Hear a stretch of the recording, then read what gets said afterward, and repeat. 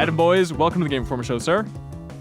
Thank you very much. Thanks for having me. Really excited to be here. Yeah, it's an honor to have you. I mean, you did an interview along with Dave Lang and Chelsea from Iron Galaxy with Brian Shea, I think, when you left Sony and kind of restructured Iron Galaxy in general. And the general tone was, I'm excited to get back to game development, kind of boots on the ground, as Call of Duty would say, right? And so now you've been back with your boots on the ground for months and months and months, and I was just curious, how's it treated you? What do you think of it so far? I'm loving it, man. It's been about a year and a half since I joined. And it's been so much fun just being with development teams, and whether we're jamming on new concepts and ideas or like playing the games we're working on or working on other clients' projects. It's been a ton of fun to just be back in the trenches making stuff. That was the whole goal. Yeah, was there any culture shock, anything you weren't expecting along the way where it's like, oh, I forgot that I would miss this aspect of Sony or this aspect of Sony? Yeah, definitely like the invites to really fancy events and stuff like that don't come as frequent. I didn't get to go to the Super Bowl this year like I did my 3 years of PlayStation. Got to go to the World Cup. There were so many cool aspects of it. But what I really love about it is just working with teams and like working directly with the crew. What I'm trying to think of other stuff. I didn't get to actually, every time I would meet with development teams, I wasn't allowed to really, or I didn't want to give tons of feedback on games because it's their games to develop. And here it's like, excellent, now we get to meddle and have fun to try to make games better. How free are you to meddle? I imagine, so if you're with Sony, going to visit like a Bungie, for example, I don't know what studio you visited the most, sure. But that weird thing of like, well, I don't want them to, if I give a suggestion, I want them to feel like Sony is requiring them to do this. And now do you feel a similar pressure of like, well, if I go over to somebody's desk and say, wouldn't it be badass if, or they're like, well, the CEO says it's going to be badass if, I should probably spend the weekend doing this now. It's actually very similar. Like I'll never forget when we first got the early view of Destiny when I was at PlayStation on the Bungie team, we were playing it, and I was like, I have ideas, but it was very important to your point that we didn't want to, because anytime, what often happens if you hear feedback from a platform, then what that gets translated into is Sony says they want this. Right. And that's the last thing we wanted. We didn't want them to make any changes because some jamoke like Adam Boys had a suggestion that that Sparrow should go faster. It's very, and actually when you're in development studio, it's very similar because you don't want to sort of like make people do things at all, right? You really want to trust the designers, trust the production team, trust the process, the art and tech team. And so it's important to just like, I have some observations, feel free to action on these or don't action on these. Because I've worked for a lot of bosses in my career that they come in, we would call them seagull managers, right? They come in, they swoop, and they poop and they leave, and that often leads to bad game design decisions because they're not actually there to see the impact of like, hey, if I make this, if I add helicopters to level 4, that's going to completely blow our schedule. Right. But it's got to be so tough because that's part of the thrill is getting up close and personal with game design again. So how have you struck that balance throughout your year and a half? Well, I think for me, it's really about trusting the team and giving them the autonomy to make their own decisions. Obviously, sometimes there's guidance where like, hey, market's looking like this, or our partner's really looking for something like that. But right now we're working on our own project that we're sort of self-funding from scratch. And it's been so fun to just watch the design team organically find and come to conclusions without that sort of, it's kind of like a coach where they're playing the sport, they're making the shots. Sometimes you might give them a little bit of guidance, but it's really about relying them, and that makes them feel super invested and excited too. Yeah, so you're talking about Extinction now. I mean, was that part of the appeal? Did you have like the pitch for that game when you came on board for Iron Galaxy, or how is it connected, this project overall, with you returning? Yeah, actually that game was in development, like the whole game concept. Dave and the creative team here, the design team at Iron Galaxy had been working with Maximum Games at the time to come up with a high concept, which was like, let's take all the great combat experience we have as a studio and add a bunch of amazing sort of high-flying antics and just traversal stuff and fighting these massive ogres. The Raveni in the game are so huge, and you have to tackle many of them at a time. So to them, it's kind of the next stage, right? There had been a lot of studio experience that just the sort of one-on-one sort of combat, fighting games. So being able to unleash that and being able to run around in a whole open world, the destructibility and stuff like that was the team's vision. So when I came on board, we were already in development on that one. But it was excited to sort of be part of the process and watch that come to fruition. Yeah. I mean, you've seen so much game development throughout your years. Did you learn anything new with this project, just in your time on it, about the challenges of making new IP in the industry? Has it been tougher than you expected just to actually land?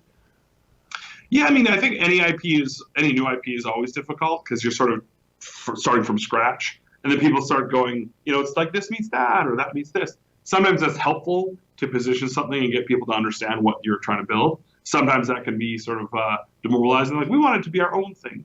But no, it's been really interesting because I've been on the sort of the macro side, like working with Unreal Engine 4 and stuff like that, with the team and seeing sort of the strengths and things it can bring to the table has been really interesting. Because back at PlayStation, I was just like talking to the Epic team about UE4 Total, but now it's like you're dealing with the tech team and the different things it can bring you from a fidelity perspective and stuff like that. So it's been a lot of fun. It's been very eye-opening because I'm just learning more about like all the low-level decisions and stuff that goes into it. Whether it's like, should we have we have this grappling hook, right? How fast should it launch you? How far should you jump? With wall runs, with sort of we have this air dash, and what I love that the team did is they made a lot of decisions based on what's more fun, right? Not as like what's more realistic, what would actually happen. It's like what's more fun. And so in the game, it becomes a ballet in the air. Where you're jumping, floating, bouncing off trees and canopies and stuff like that. And it creates almost this very fluid combat, which we really think is sort of the cornerstone of what IG is known for. Yeah. So fun in the game. I'm curious, is the job overall more fun? Is it more fun than any job you've had before? I think like from the outside perspective, yeah. I think a lot of people, maybe Giant Bomb fans in particular, see you and Dave Lang out there so much. It's like, oh man, I bet it's such a good time in that studio. They're just chugging beers, high-fiving each other, making games. What is it actually like on the inside of that thing? Well, I mean, the start was challenging because I had to like, okay, who is everyone? Dave obviously built a very successful company with the help of Chelsea and the entire team here. And so it was a lot of learning all the people here and then being like, okay, are we ready to go to the next level? Are we ready to sort of build more of our own IPs and stuff like that? And so a lot of it was just understanding, observing, and then doing a lot of the boring stuff. It's funny because after I started, it was about 3 months later, I called up Andy House from PlayStation. And I said, hey, Andy, I have so much more appreciation for what you did. Like, I feel like now is kind of not a great employee because I didn't understand the whole remit. Because when you're dealing with benefits and rent in the building and the elevator's down and somebody's unhappy about this and, there needs to be more soda in the kitchen and all these things continue to happen.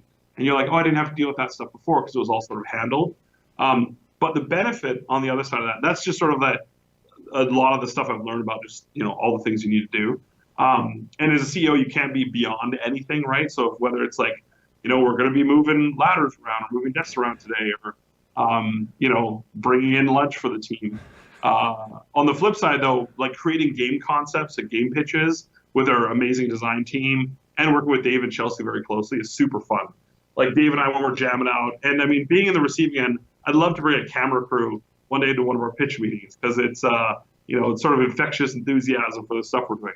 And I think that started to come through in a lot of the games we're pitching and talking about. And even to some degree, I think Extinction, right? Really, that fun, pick up and play, approachable, but dancing around and sort of pretty epic on many levels, I think is one of my favorite parts of it. Just making new things, creating new things, and having an amazing supportive team working with you. Well, I'm very into this topic. I mean, you guys have been pretty open throughout the years with the studio and stuff. I mean, what is the downside of just bringing a camera crew in those pitch meetings or just live streaming some of those pitch sessions, especially with a game like Extinction, Yeah, well, I think obviously with Extinction, we're working with publisher Maxim Games, now Modus Games, that we've been working with from the start. And so oftentimes it's up to their comfort level of that kind of stuff.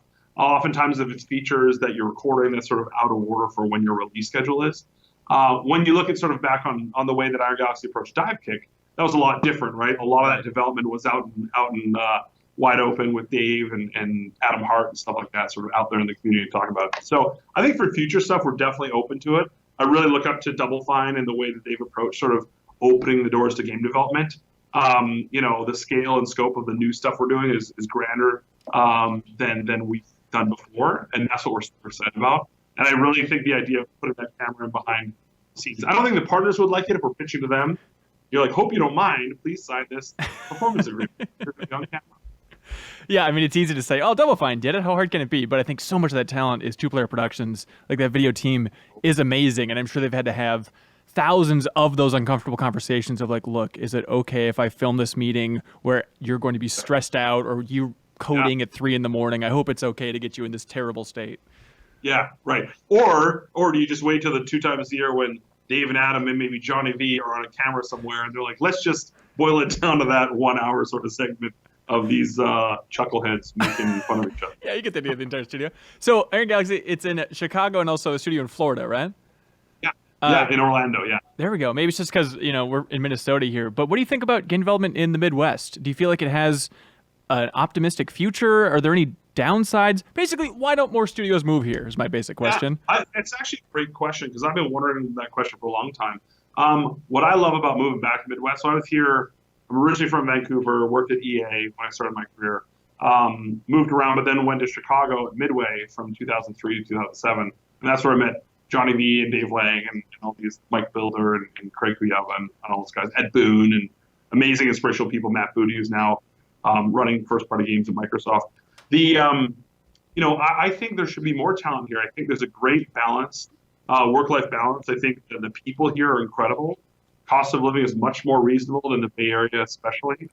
So I'm a big proponent. I've been talking and meeting with a lot of local studios here to try to just get the word out more on making more games in the Midwest. Because especially when you get older, you want that better balance of work life. You want to be able to have your kids go to great schools and reasonable homes and stuff like that. So I'm all for it. I want more of it to happen. Yeah, I mean, have you had conversations with any leadership for Illinois in general about what's going on down there? Not yet. I think Chicago traditionally and Illinois in general has been slow to pick up. I think Orlando got really aggressive. That's one of the reasons we started a studio down there. Is there were some great statewide tax credits. And with Tiburon being there, with EA being there, it was helpful. Since that point, though, those tax credits have gone away. So it was a little bit of a bait and switch. But good news now is during the deep, dark winter of Chicago, it's easy to pop down to Orlando to work down there for a week or two. That's gotta be nice. But we do definitely want to get there. What I want to do first is really get to know and spend more time with a lot of the local studio heads around here. And the good news, many of them worked. Mike Builder, who runs Jackbox Games, he was my boss at Midway. Oh, wow. Shaker Depelia, who runs Wargaming Midwest, so both the Baltimore and the Chicago location. Him and I were peers at Midway. Sean Hemrick and Ed Boone that run the NetherRealm studio, we all work together at Midway. So we know all the right players. It's just about to try to organizing that discussion and making it more meaningful so that people are attracted. But I definitely think now is a great time to try to bring people to the Midwest to make games because, the work-life balance and the surrounding and the people are incredible. Yeah. I mean, you mentioned some bigger projects in the future. I mean, how tough is it to find projects? What is the future of the studio in your eyes? It's a combination, right? I mean, we've been doing work for hire primarily up until now, but Extinction, games like Killer Instinct, where we take over the whole sort of production of it, those I think really show what Iron Galaxy's got in us, and we want to do more of that stuff. Obviously, finding partners to fund it, right? Funding a huge game is very difficult. And we've seen sort of like, even with whether, it was hot for a bit to do crowdfunding, the scale and scope of things we want to do is probably a little bit outside of what crowdfunding would be able to raise. Right. The good news is it's a great time to be a developer. There's more projects when we talk about VR and AR, just more esports. There's so many people that are interested in space. So there's a lot of funding sources nowadays. And then I feel like Iron Galaxy, one of the reasons I came here is because all the talent is absolutely here. Like we have amazingly talented people that work for us. And having that team already set, Dave and Chelsea have done a phenomenal job of getting our name out there, working on high profile games, like Skyrim Switch and stuff like that. Yeah. More and more people trust us now. And so that makes the conversations a little bit easier, but it's still, you still got to kill to eat, as they say, to try to get projects. But, we do want to make stuff that's more ours, more sort of Iron Galaxy. So you see that's sort of the big part of the big plans, but also still working on amazing partner projects like Skyrim. I mean, this is overly simple, but is it something in the vein of like one for them, one for us? Like if we do Skyrim on Switch, that'll fund us to the point that we can build our own game and just alternate forever? I think work for hire really feels like it's going to be a big part of our future as a company. That stuff can't fund a full-fledged game. Like a full-fledged, game coming out on Xbox One and PS4 and PC and Switch. That's a big investment. And so we'll most likely need, some external funding partner for that kind of stuff. But The good news is there's a great amount of them out there now. And there's the traditional publishers, right? The Activisions, EAs of the world. There's a lot of new players that are making investments in the space as well. And then there's also sort of like private equity and venture capital money too. So it's kind of a really exciting time because you get to have all these really cool conversations and then figure out what's right for us, what's going to make the right kind of game, what's kind of partner that's going to help us and bring sort of the value from their experience. Yeah. You had a tweet recently saying, "Hey, Capcom, we want to port Monster Hunter World to the Switch." Yeah. What is that? Are you waking up at 5 a.m. like Trump and tweet that out thinking this will probably do some good? What was the reasoning behind that tweet? I'm a huge gaming nerd. I always have been. And a lot of my sort of tweets and stuff like that through my time at PlayStation, and even go back to Capcom, was just like, hey, what about this goofy idea? I'm just a huge fan of Monster Hunter, and I'd love to see it on the Switch. I literally had the phone rang 2 days ago, and it's like, oh, it's somebody from Nintendo. And I answer the phone, and they're like, hey, I bet you don't know why you're calling. I'm like, I think I know exactly why you're calling. It turns out it wasn't about that tweet at all. It was about something completely different. But no, I think that's like, I think people sometimes read too much into stuff. Like the infectious enthusiasm that we as gamers have in the industry. And now that I'm working at a studio that has super talented people that I think would absolutely be challenging.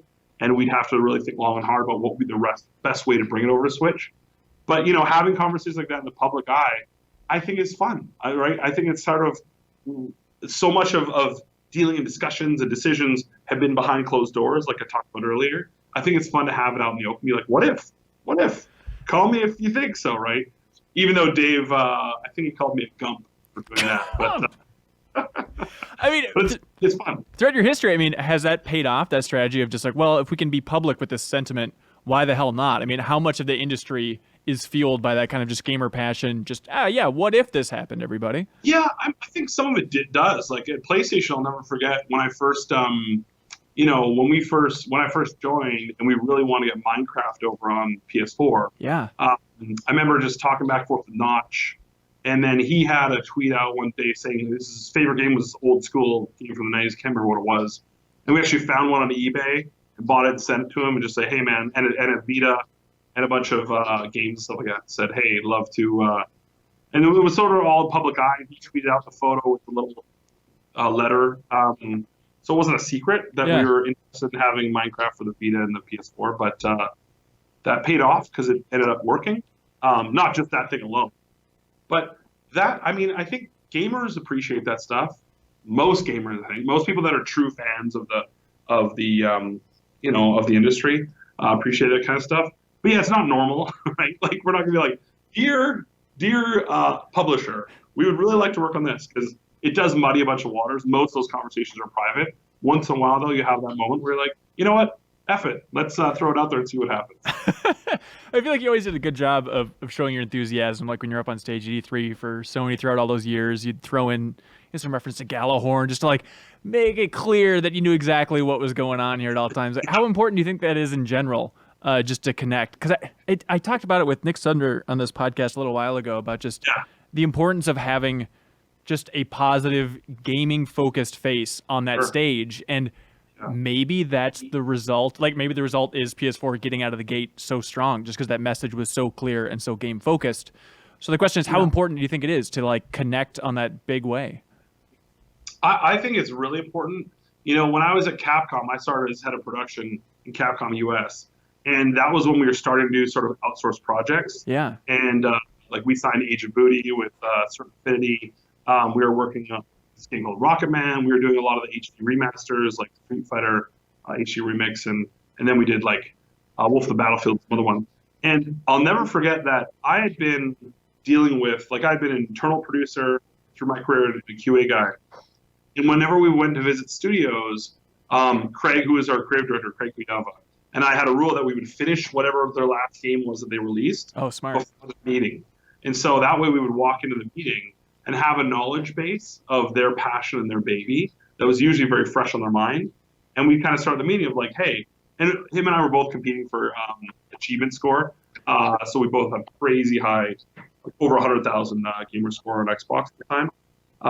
But what that did in the conversations is it level sets. Right, you're not a couple business douches coming in, waving your hands around, be like, "I want your money, your money." You sit down, and you talk about their their passion and their love. And then that sort of gets them like, wait a minute, these guys aren't normal, which is hilarious because I think everyone should do that. And the same thing was true at PlayStation. Every game that we signed, every partnership we had, I made sure to finish all of them, platinumed many of them, because it was super important to me. And I do think, your question, I do think it helps when you're sitting with a development team at a studio and be like, hey, and they're pitching you ideas for, sequels, stuff like that. They know that you have a lot of knowledge. And so that created a lot of really interesting conversations, especially when you're dealing with the executives of these publishers, because you sort of have this level of knowledge that many of them don't. And so they rely on you for your sort of intuition and stuff like that. Yeah, it's such a weird, intangible thing, though. I mean, can you put gamer enthusiasm on the graph? This is how important it's been. This is how it's benefited the bottom line. It's so tough, right? It is, and that's why I think what I loved about PlayStation is we had this amazing team. You talk about Nick Sutner. We had Shane Bettenhausen, we had Brian Silva, we had Gio Corsi, John Sanders, and this amazing team. And they all had different passions.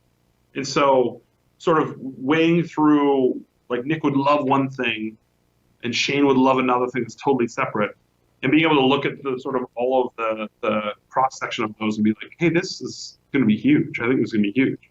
I'll never forget when Shane came in, like, talking about Rocket League, being so excited about it. And I was like, it's car soccer, or whatever. Totally. It's like, oh, it's like a thing. It's going to be a thing. And I was like, whatever. But he was so passionate about it that, we took it forward. And at the end, when it came out, it was a huge smash hit. I'll never forget Sean Layton came. He was like, hey, great job, choosing Rocket League. I'm like, super, not me. Shane. But I think surrounding yourself with people that are knowledgeable, and also not thinking that you are the only one that knows. Being humble enough to understand that new trends and new things are going to come to fruition, and that stuff isn't. No one person's going to be like, that is going to fail. And that's one of my favorite aspects of nowadays is this awesome free market of Steam and mobile and stuff like that, where people can, and now even the consoles, where people put something out that had a little bit of time and investment into it, and then it blows up to be the next big thing. Super cool. Yeah, you just got to dig through and find it. Spend weeks and weeks of your life digging through Steam. You'll eventually find something fun. Well, hey, you mentioned Capcom. I'm curious, your time there. And so it seemed like it coincided, with kind of a big, maybe Western push. Like, that was coming from Inafune, is that right? To say, like, hey, let's partner with more Western studios to make some more stuff happen here? Yeah, originally, actually, it was from Christian Svensson and Mark Beaumont. Christian Svensson, who's now 6 foot in gray box down in Dallas, Houston. Anyway, one of those two. He was a big proponent of it. Scott Bayless was our studio head at the time, and they were just a huge fan of, like, hey, let's take some of this popularity, like the digital platforms, PSN and XBLA were just happening. And so we basically at one point had 6 of the top 10 selling games on XBLA and PSN because we were doing so much of that stuff, but doing it handcrafted, right? Like Street Fighter HD Remix, hand drawing every single frame of the original in high resolution. So it was a big passion project for us.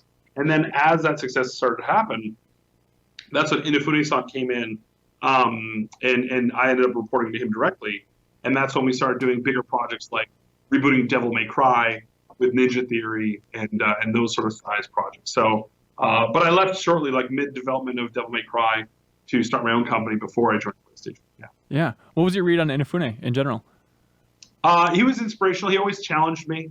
I always loved that we had this amazing discussion points where he'd always be like in front of a big group, like, "What about this, Adam?" I was like, "That's almost like a Buddhist Buddhist guy." And he was like, "What about this?" I was like, "It's interesting. What about that?" And he's like, "What about this, though?" So we had some great conversations. I have a ton of respect for him.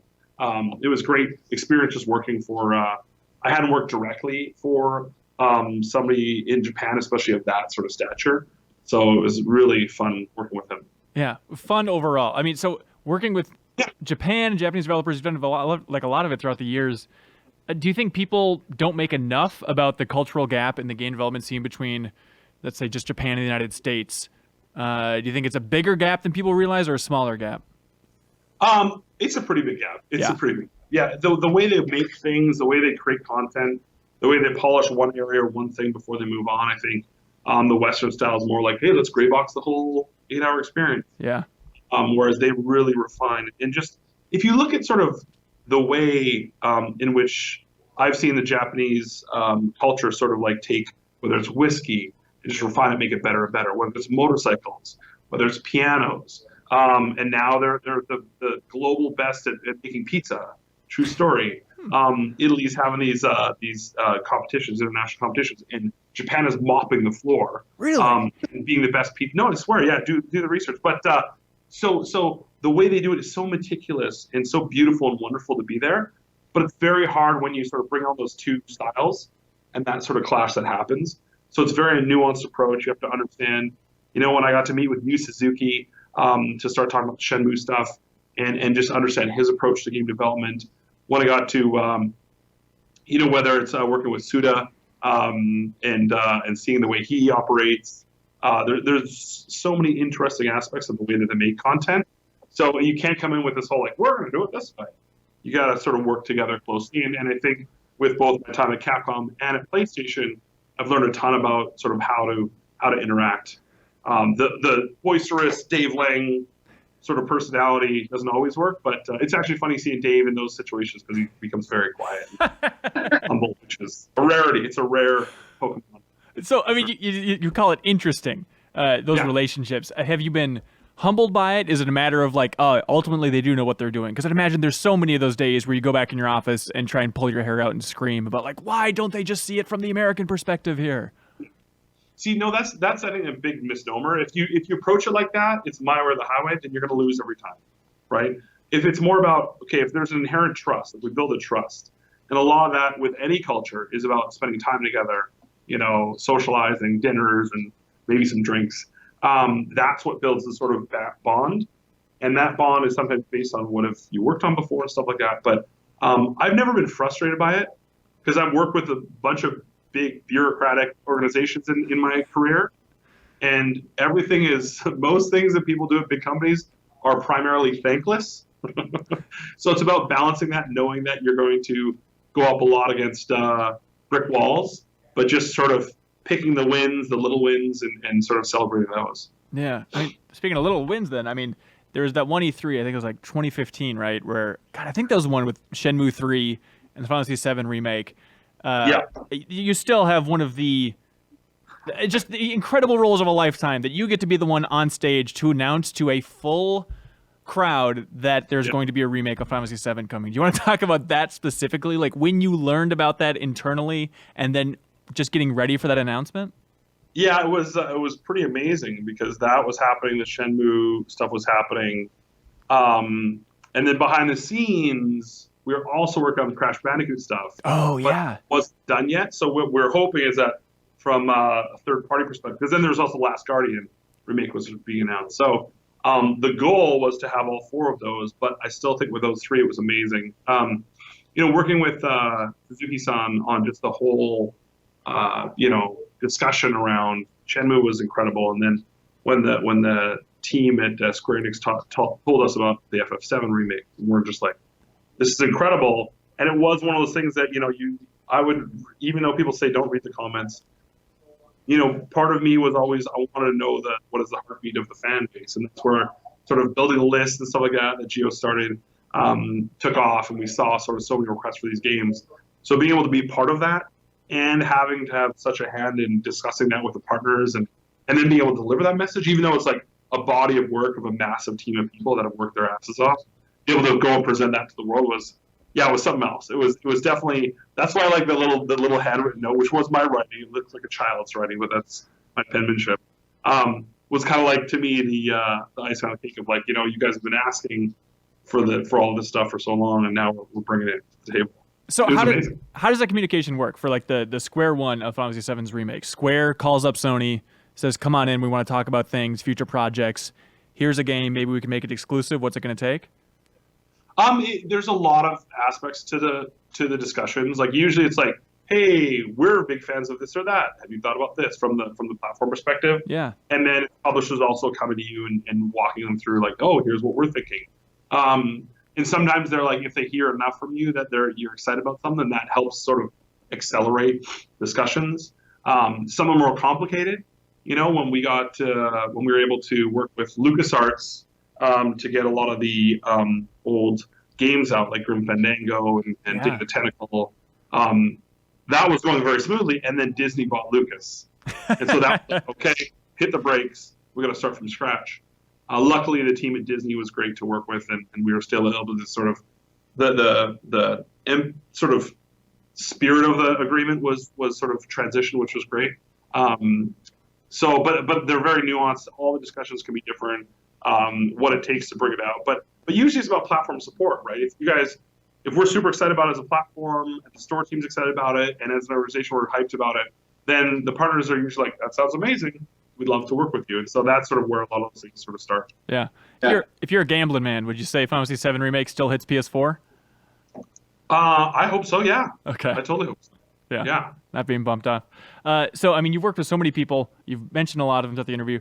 I'm curious, like, who do you think is the smartest developer or maybe person in the industry you've ever worked with? Who's number one that maybe is underappreciated in terms of just raw horsepower of intelligence there? Two come to mind. The first is Todd Howard. Interesting. I saw him just at DICE recently, and just his presence, his thoughtfulness. Every time we've ever sat down when I was at PlayStation and beyond, he's so thoughtful, and he's such a huge supporter of his team. Like, when you're talking to him, he represents his team like a family, and it really, I think, comes through the products that he makes.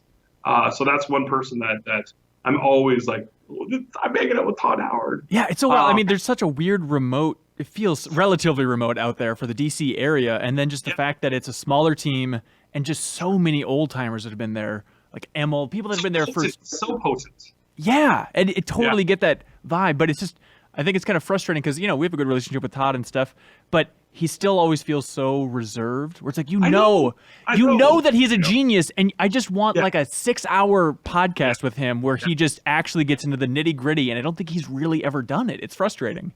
Yeah, humble as the day is long.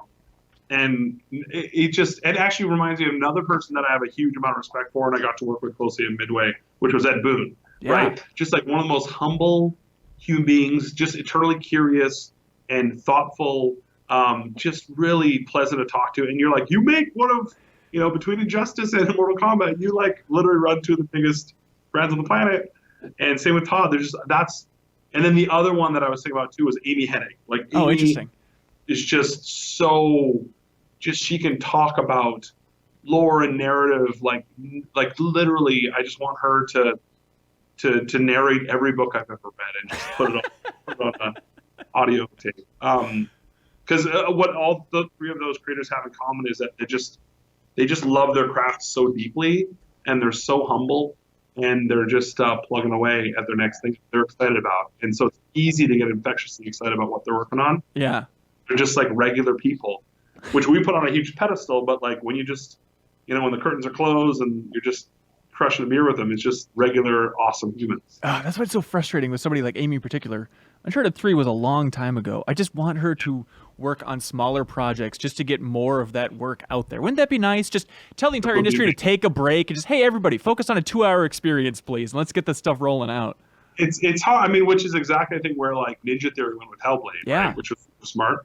But Amy, I think with any creator, they have to. It's a mixture of a bunch of different things, right? And you can't sort of recreate that with all the sort of pieces and parts fitting together well, which is, I think, part of the issue of why EA didn't continue with the bigger sort of story-driven game, which I would still love to play that, right? In a parallel universe where we save the progress and it gets funded some other way so we can play it would be incredible. But no, I think artists like that.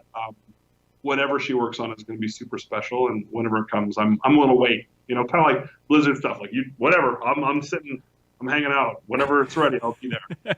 So after seeing so many studios in general, and then focusing on Iron Galaxy, are there studios in general that you're jealous of that you think like, they have such a great spot in this industry? I would love to be in their shoes. Yeah, definitely there is. There's studios like Gearbox. I love what they've done with like working on their own stuff like Borderlands. Being able to work with other people and other teams and stuff like that has been really neat to see. Bungie, I've always looked up to. I think sort of the way they create things is really special, and I have a ton of respect for a lot of people up there. They're great, talented people. Epic, we spend a lot of time working with them on a bunch of different projects. We're doing a little bit of work in Fortnite right now. Every time I go and meet with them, they're just, because they have the engine business plus the game development business, it's always so neat. And I love that sort of some of that feeds the other, and the success of the game makes the engine better. That's really cool. It seems like big indies is your theme here. Yeah, I mean, publishers, actual like own studios, I think, they don't have to think the same way as like an independent studio like Iron Galaxy does, right? They don't have to think about like, okay, what's the next thing coming in 2, 4, 5 years? I mean, some of them do, but once they get acquired, like Rocksteady's super talented. I got to spend some time with the Rockstar team, and they're just like smart. But they have different challenges that they're working through, right? And they have a horizon. They know they're going to make this and that and this and that. So 10, 15, 20-year timeline they can work on. Where a lot of these other companies are like, hey, what's going to come around the corner next couple of years, and how are we going to pivot and change and evolve to sort of adapt to the marketplace? It's kind of a certain business improv in a way that's admirable. Yeah, a little bit. Totally, yeah. What you mentioned Fortnite. What are you guys working on with Fortnite? Some secret stuff. Can't talk about it. Interesting. Yeah. Okay. But at any one time, like as a studio, we're working on like anywhere between 12 to 16 different projects. Really? So yeah, we have a lot of fingers in a lot of different pies. We've got some bigger things we're working on, like Object Extinction. We wrapped up Skyrim for Switch. But like we're working on Dreadnought. We did some VR stuff with Skyrim Fallout, with CCP Spark. Did some mobile stuff with like Scribblenauts and Batman Arkham Underworld. So at any one time, we've got a huge talented amount of people working on a ton of different things. God, that's got to be so tough to juggle that. Just the talent and probably jealousy within the studio of developers wanting to work on one project versus another. Well, yeah, I mean, Chelsea is the mastermind. Chelsea Blasco, who runs sort of basically, or is our COO that runs sort of all the different teams and projects. She is amazing. She's just like the Matrix. Like, oh, this person's going to work on that. And we try to share a lot of our progress and do milestone reviews, but also company meetings where people are talking about how the projects come along. So that way people don't feel like it's like I really want to do that. Yeah. That everyone's sort of involved in everything. We have like very frequent play tests with playing other games and stuff like that. So it's a lot of fun for the studio, but there definitely is sometimes people like, if I could just work on this one thing, and you try to serve as much of that as possible, but it's not always servable. Yeah, for sure. So Extinction's coming out soon. And then beyond that, you guys are interested in more new IP, bigger projects in general, focusing more of that talent on one big project. Is that fair to say? Yeah, absolutely. Yeah, April 10th, Extinction's coming. Super excited. Hopefully everyone out there enjoys it, finding these massive ravines. And then, as a studio, I think more of that stuff, but not going all in. Like, we're not going to be, one of the reasons we made it, this is our 10-year anniversary this year. So one of the reasons we made it this long is that versatility. So working with other partners and tweeting out dumb stuff to publishers to try to get projects, but also working on our own passion projects. We have a design team and art and tech team that are all chomping at the bit to make our own sort of stamp on the world, and so that's going to be a big focus in the future. Awesome, cool. Looking forward to it, man. Congratulations on 10 years and the release of Extinction here. Thank you very much. Very exciting. Yeah, thanks for Skyping in, man. We appreciate your time. Absolutely. Thanks for having me. Thank you so much for watching this excerpt from the Game Informer Show podcast. You can subscribe to the audio version and listen to new episodes airing every Thursday. We cover big games on the horizon, games that we've just reviewed. We have long-form developer interviews, a lot of fun stuff. So check it out every Thursday.